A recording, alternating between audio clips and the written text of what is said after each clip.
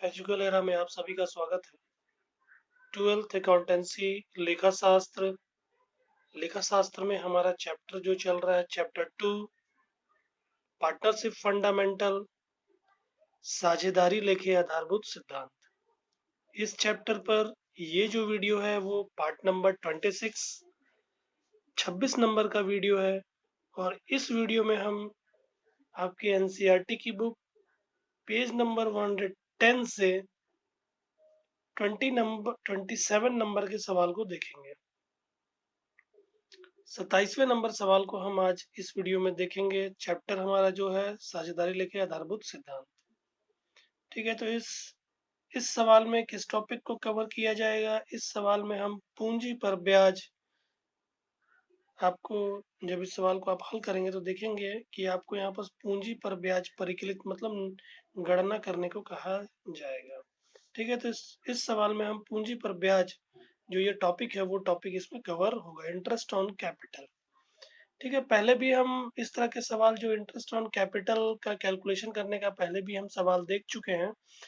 ठीक है, तो आइए हम अब देखते हैं इस क्वेश्चन नंबर 27 को। तो बुक हमारा है part 1 non profit organisation and partnership account, अलाभकारी संस्थाएं एवं साझेदारी खाते।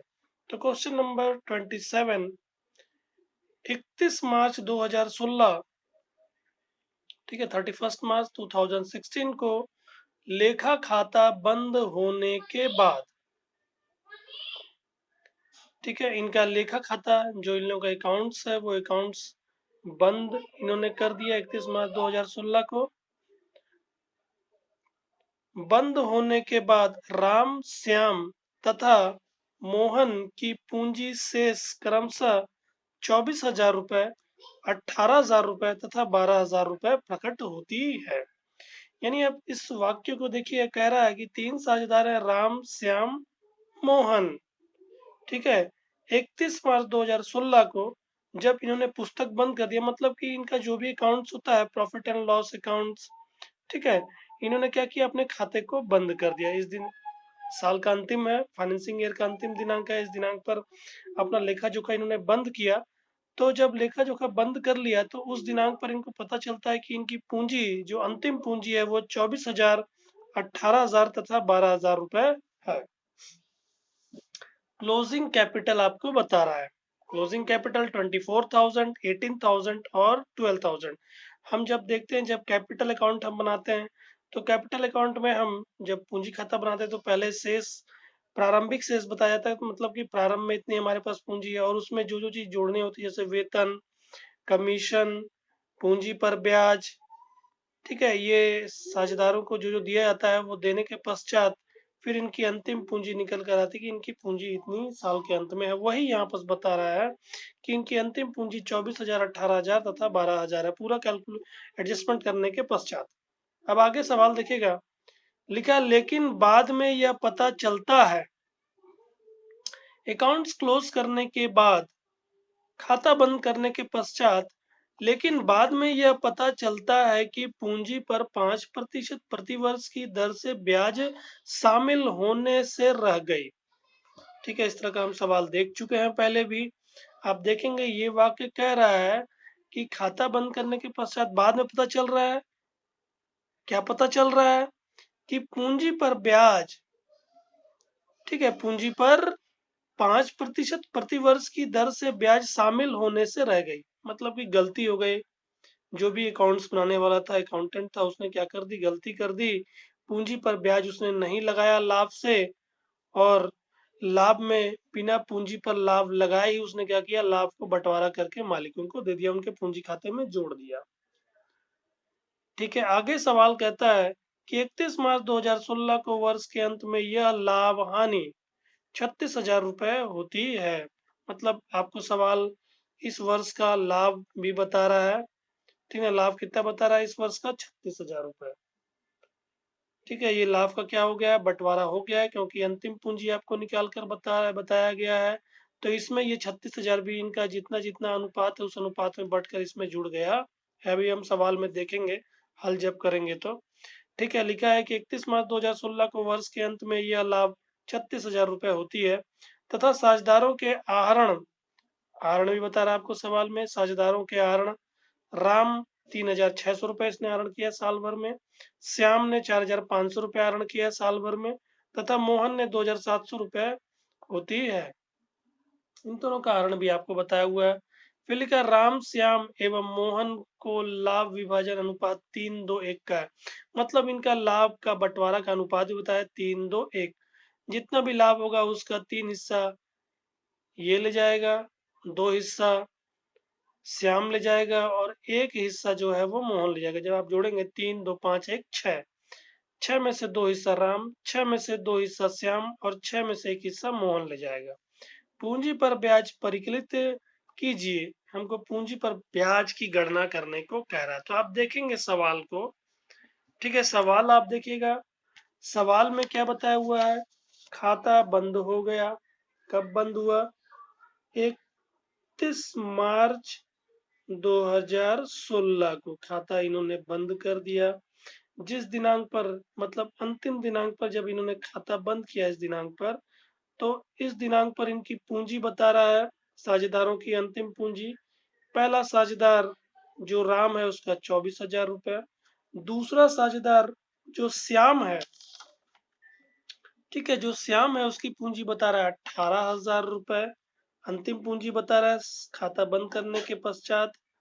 और तीसरा साझेदार जो मोहन है उसकी पूंजी बता रहा है 12,000 रुपये। इनकी अंतिम पूंजी बता दिया। और उसके बाद आगे सवाल बताता है कि इस वर्ष, ठीक है, देखेंगे आप सवाल को, यहाँ पर ये इनकी पूंजी बताया हुआ है। फिर उसके बाद बताता है कि यह पता चलता है, ठीक है, खाता बंद करने के पश्चात, जब खाता बंद कर दिया, इनका पूंजी उंजी सब ज्ञात कर लिया, निकाल लिया, उसके बाद पता चलता है कि अरे इनको पूंजी पर ब्याज देने से तो रह गया, मतलब कि पूंजी पर ब्याज नहीं दिया गया गलती से। कितना प्रतिशत? 5% प्रतिवर्ष की दर से, वार्षिक प्रतिवर्ष की दर से इनको 5% पूंजी पर ब्याज देने से रह गया, चूक हो गई। ठीक है, आगे सवाल बोलता है कि इस साल का लाभ यानी 31 मार्च 2016 अंतिम, ठीक है, अंतिम दिनांक तक लाभ कितना होता है? 36,000 रुपये हुआ लाभ फर्म को। और इन्होंने आहरण भी किया है इस वर्ष। आहरण भी आपको बताया हुआ है राम, श्याम और मोहन का। राम का देखेंगे आप तो यहाँ पर आहरण देखिएगा, राम का 3600 रुपये, श्याम का 4500 रुपये और मोहन का 2700 रुपये। तो राम ने 3600 रुपये आहरण किया इस वर्ष, श्याम ने 4,500 का आहरण किया है और मोहन ने 2700 रुपये का आहरण किया है। इनका अनुपात भी बताया हुआ, लाभ का बंटवारा का अनुपात इनका बताया 3:2:1 का अनुपात ही बताया हुआ है। आपको क्या करने बोल रहा है? पूंजी पर ब्याज निकालने को कह रहा है, मतलब कि ये जो छूट गया है पूंजी पर ब्याज, उसी की गणना करने को आपको बोल रहा है। तो हम पूंजी पर ब्याज की गणना अब इस सवाल में हम करेंगे। तो जब हम पूंजी पर ब्याज की गणना करते हैं तो उसके लिए हमको किस चीज की आवश्यकता होती है? पूंजी की आवश्यकता होती है। कैसी पूंजी? वर्ष के प्रारंभ की पूंजी, मतलब प्रारंभिक पूंजी। क्योंकि वर्ष के प्रारंभ में जो पूंजी होगी वही पूंजी क्या होगी? साल भर चलेगी। जब व्यापार किया जाएगा तो उसी पूंजी से व्यापार किया जाएगा, ठीक है। साल भर वो पूंजी क्या होगी? इस वर्ष चलेगी। तो जो साल के शुरू में पूंजी होती है उसी पर क्या किया जाता है?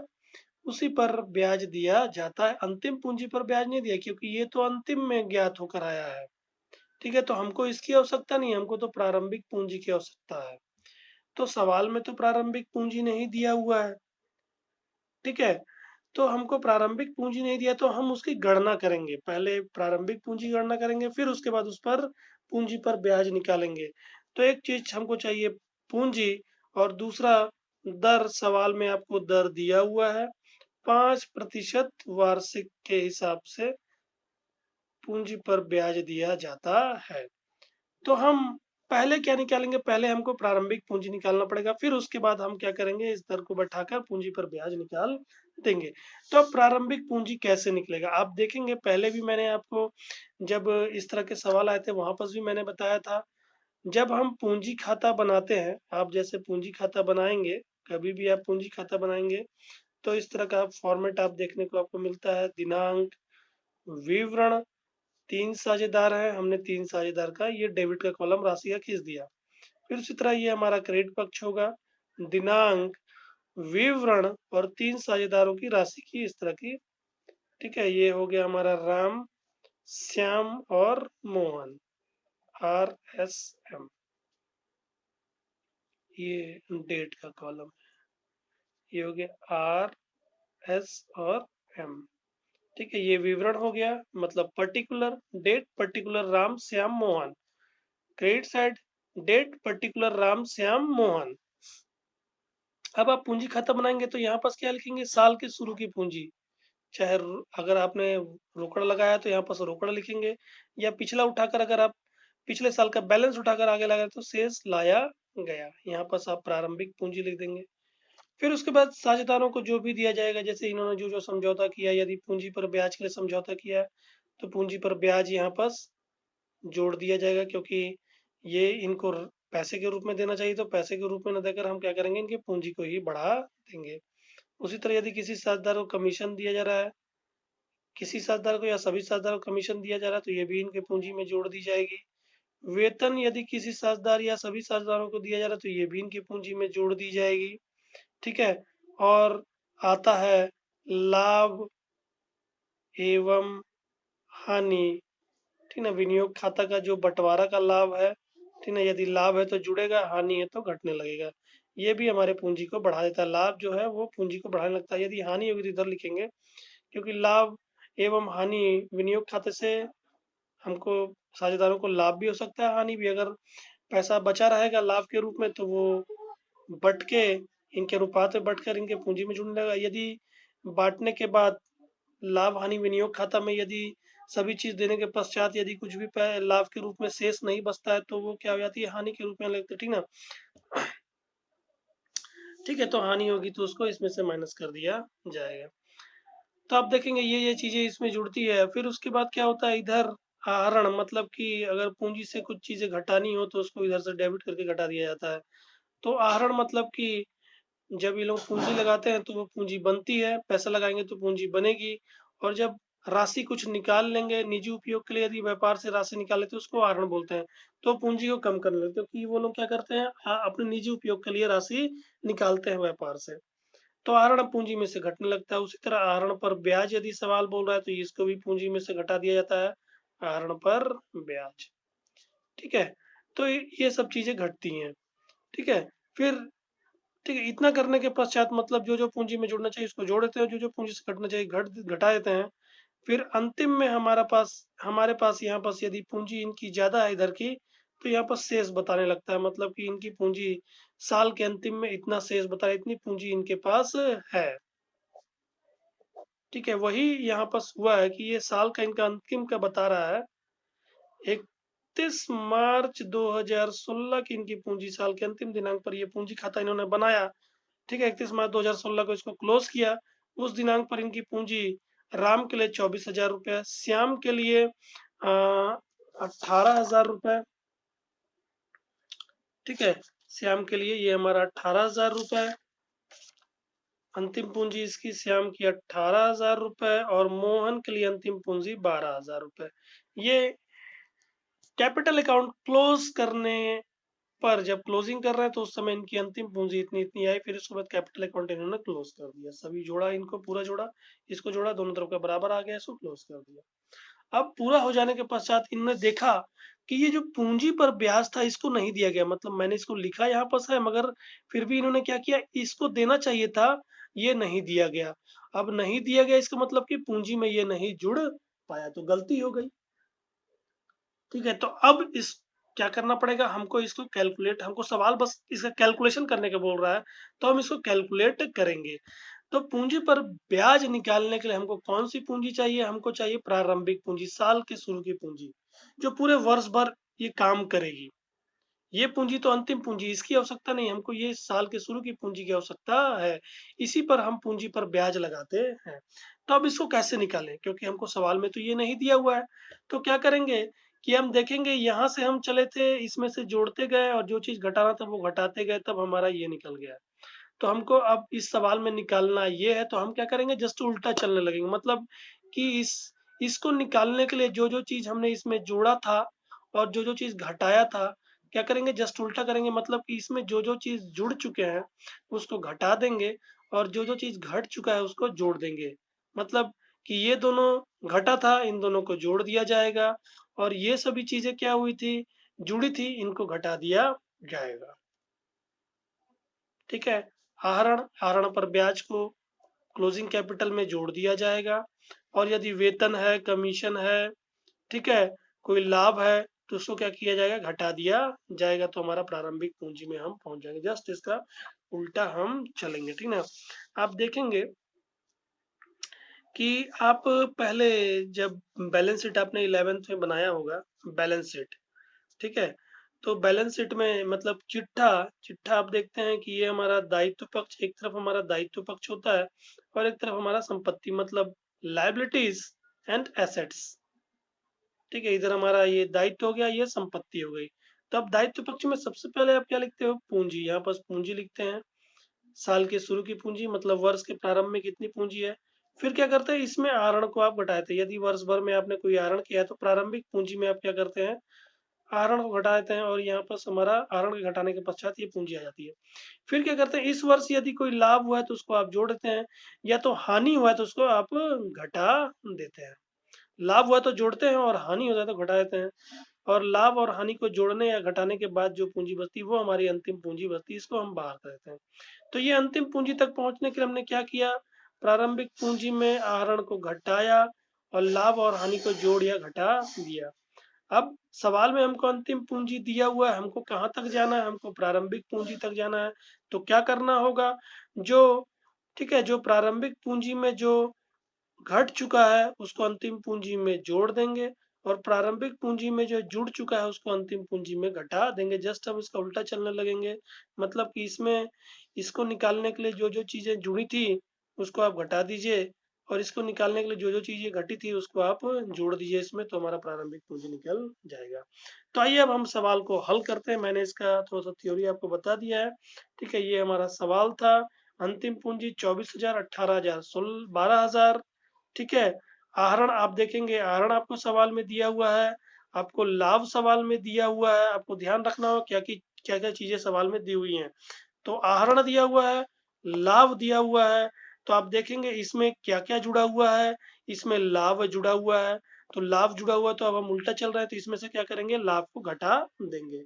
दूसरा चीज, इसमें लाभ घटा हुआ है, तो हमको प्रारंभिक पूंजी ज्ञात करना है, तो हम क्या करेंगे, इसमें से आहरण आहरण को इसमें जोड़ देंगे। तो सवाल में हमको केवल दो ही चीज दिया हुआ है, आहरण और लाभ।